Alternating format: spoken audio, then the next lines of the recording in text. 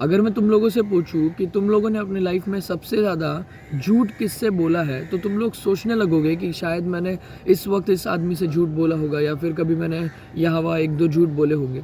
पर अगर हम लोग सही में एक्चुअली में सोचने लगे, तो हमने सबसे ज़्यादा झूठ हमारे आप से बोला है। हम अपने आप से इतने ज़्यादा झूठ डेली बेसिस पर बोलते हैं एंड रोज़ बोलते आते हैं। मे बी मैंने भी कल या फिर आज ही बोले होंगे अपने आप से झूठ। जैसे वो झूठ ऐसे हो सकते हैं कि मैं इस काम को बाद में करने वाला हूँ, थोड़े देर बाद कर लूँगा, या फिर इस काम को आज अभी थोड़ा रहने देता हूँ, कल देख लेता हूँ उसको, या वैसे कुछ चीज़ें। पर टू बी ऑनेस्ट क्या मुझे बताओ, वो चीज़ें कभी एक्चुअली में प्रोमिसेस से एक्चुअली वर्क में कन्वर्ट हुई है?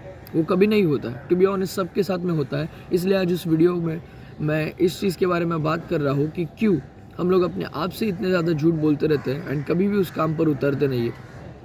उसका रीज़न तो बहुत ज़्यादा कॉमन है, कंफर्टेबिलिटी। एंड हमारे ब्रेन को कंफर्टेबल रहना पसंद है। उसे नहीं पसंद है कि हम उसे किसी काम में डालें एंड उसे किसी चीज़ के लिए क्राफ्ट करें।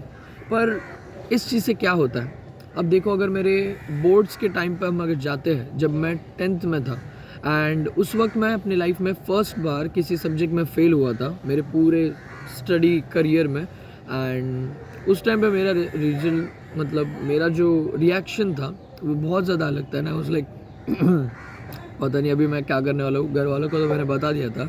दे weren't that mad at me. वो लोग इतना ज़्यादा मुझे वो नहीं कर रहे थे। इट वॉज जस्ट लाइक मेरे डैड जो थे वो मुझे बोल रहे थे कि इट्स ओके, कर लेना जो भी होगा। पर मुझे बहुत ज़्यादा टेंशन हो रही थी कि मुझे पता नहीं था कि ये कैसे करने वाला हूँ मैं, बिकॉज मैं हमेशा से अपने आप को लाइज देता था एंड मैथ्स से भागते रहता।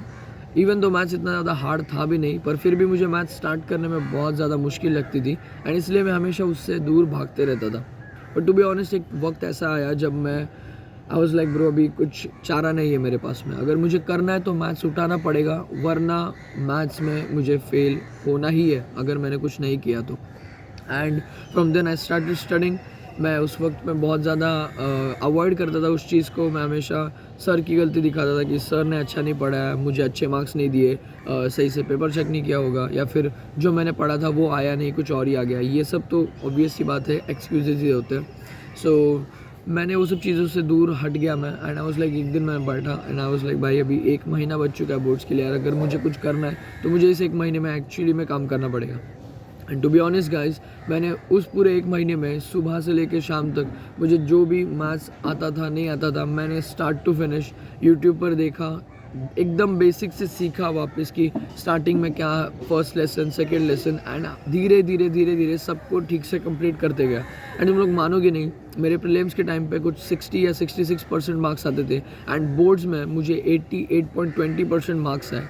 And that was a very unique feeling that time. मुझे वो पहली बार ऐसी कुछ जीत जैसी फीलिंग आई थी and I was like bro, मुझे कुछ एक्चुअली में अच्छा मिल चुका है।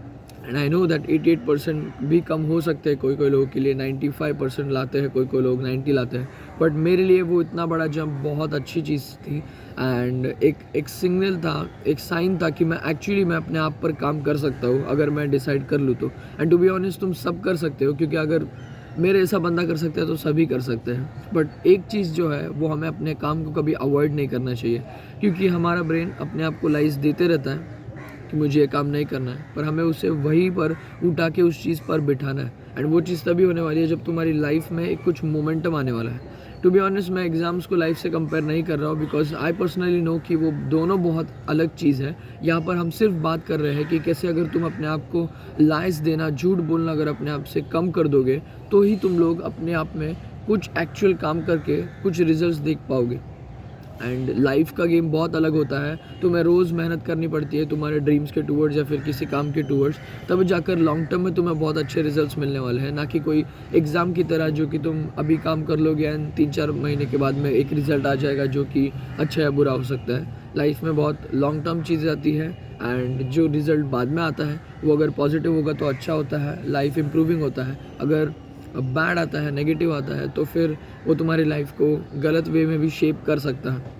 सो इसलिए लाइफ में डेली डिसीजंस एंड एक्शंस बहुत ज़्यादा मैटर करते हैं। इसलिए if you are procrastinating on a daily basis, just stop it, because आगे जाके बहुत रिग्रेट करने वाले हो तुम लोग। कभी कभी मेरे से भी 1-2 दिन यहाँ हवा हो जाते हैं प्रोक्रेस्टिनेशन में, बट मुझे वो इंस्टेंट रियलाइजेशन हो जाता है कि यार नहीं, अगर मैं ऐसे ही करते रहूँगा तो फिर मैं सिर्फ डेल्यूजनल रहूँगा एंड वो सब चीज़ें कभी वर्क नहीं करती। अगर तुम सिर्फ सपने देखते हो और उसके लिए काम नहीं करते हो तो वो सिर्फ एक सपना ही रह जाता है। सो या that was today's video gang.